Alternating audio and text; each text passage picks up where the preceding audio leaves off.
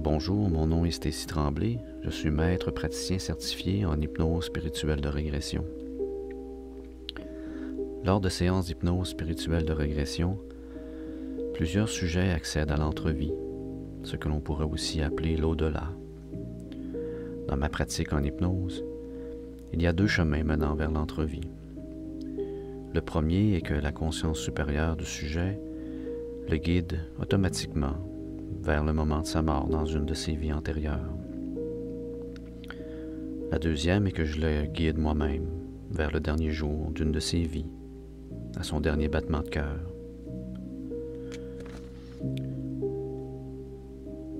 Ce qui suit est ce que la grande majorité d'entre eux décrivent.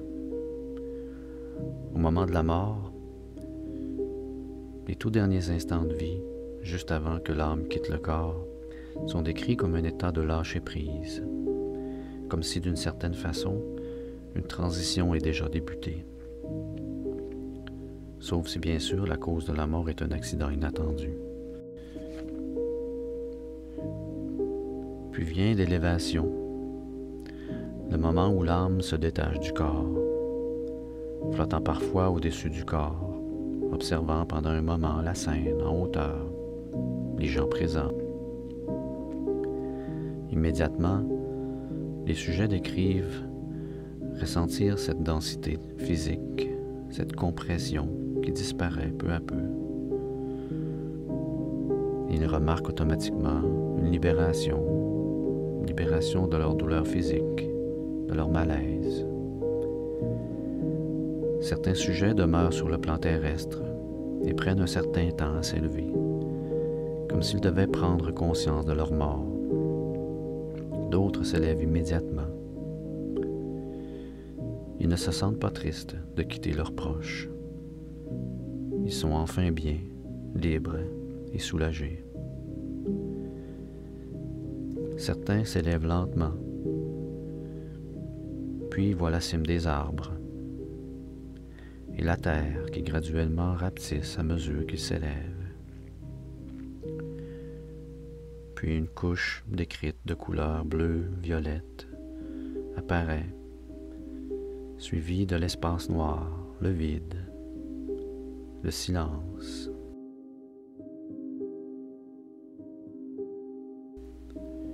Puis voilà la lumière qui apparaît. D'autres passent directement du dernier battement de cœur à la lumière, ce qui serait expliqué par le fait que certaines âmes plus expérimentées connaissent le chemin et accèdent à la lumière directement. Ce qui suit est la description que rapportent la plupart des sujets.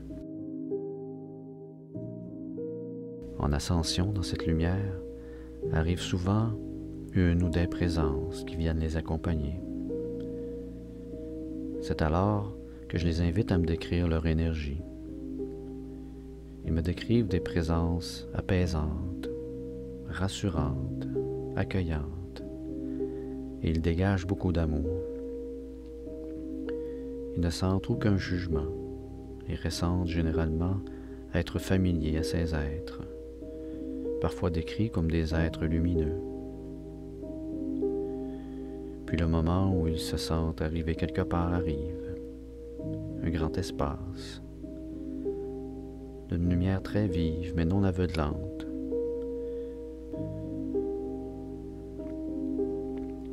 C'est parfois là que des larmes se mettent à couler et qu'ils lancent spontanément « Je suis à la maison ». C'est souvent à partir de ce moment que d'autres êtres entrent en scène.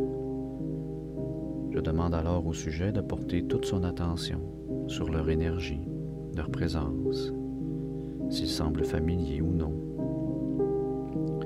Ce qui revient le plus souvent est relaté avec grande émotion, parfois même étreint par de profonds sanglots.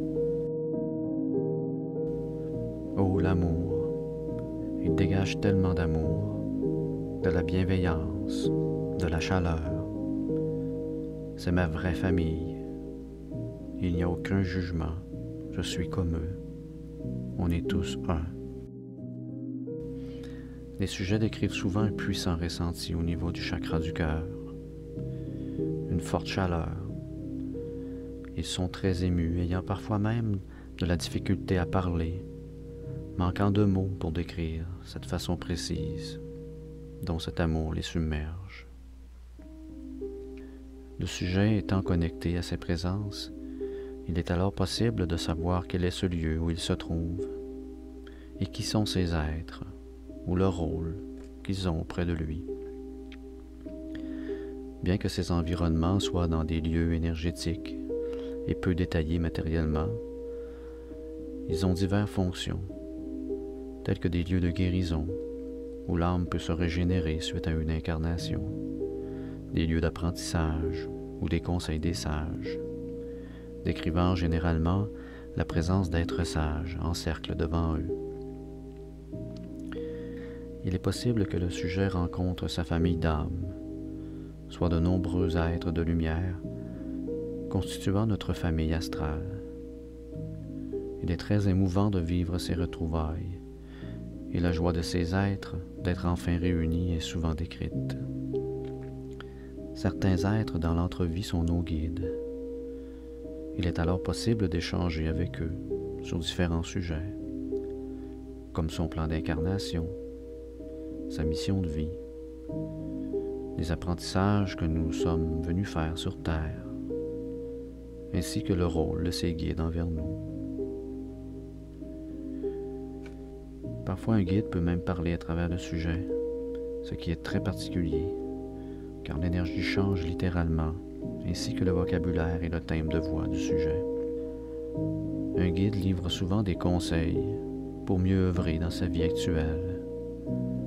Les guides nous livrent parfois des informations qui s'adressent à l'humanité, comme le processus actuel d'éveil nous menant vers la nouvelle Terre, ou l'explication de divers concepts universels, peu familiers à notre compréhension actuelle.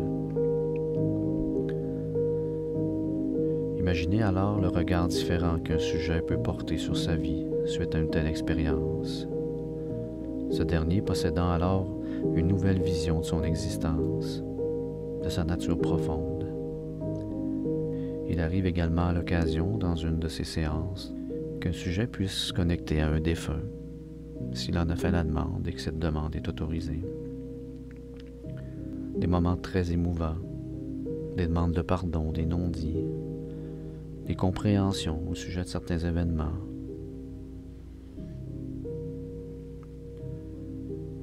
Alors voilà ce que peut représenter une expérience dans l'entrevie.